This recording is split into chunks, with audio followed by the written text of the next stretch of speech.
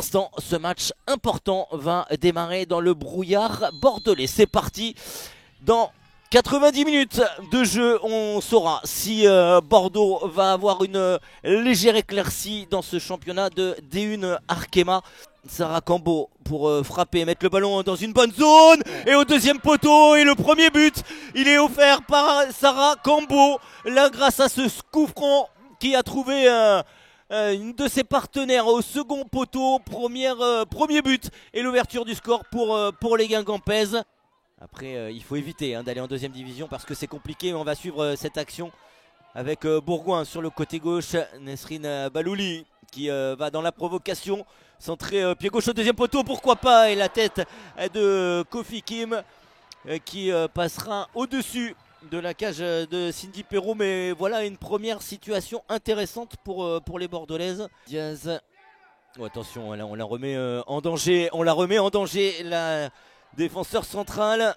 Et sur le côté droit, là, tout peut arriver, notamment le deuxième but, mais il a fallu l'intervention de Justine Leron. Et là, ça peut être un bon ballon si on accélère correctement du côté bordelaise avec Laura Bourgoin qui va jouer sur le côté gauche avec Nesrine Balouli. C'est souvent par là que ça vient, Nesrine Balouli qui a tenté de frapper toute seule. Elles sont toujours très bien placées, ces Guingampaises, défensivement. La bonne récupération de Lara Bourgoin pour Balouli qui est rentrée dans la surface de réparation. Lara Bourgoin à nouveau, et le but, il est dévié par Awa Sankaré. L'égalisation de Awa Sankaré à la suite de ce but.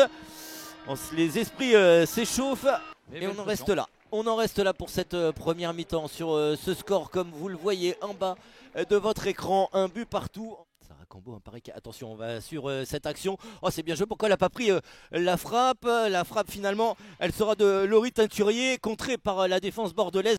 Et pourquoi pas Balouli qui a un tout petit peu d'espace, qui a passé Sarah Cambo. La frappe de Balouli est directement dans les gants de Cindy Perrault.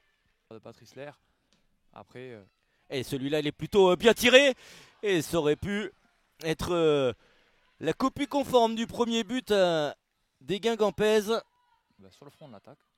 Ouais, la même place. Oh, c'est bien récupéré. Pourquoi pas le bon centre. Et Balouli qui était un petit peu juste. Une densité de filles au mètre carré, là, proche des buts de Cindy Perrault. Ça sera frappé de la même façon. Et ça sera repris par Lou Autain, qui est pas loin pour sa majorité d'inscrire le but vainqueur de ce match. Et ça sera terminé. On en restera là sur ce score de parité entre les Bordelaises et les Guingampaises.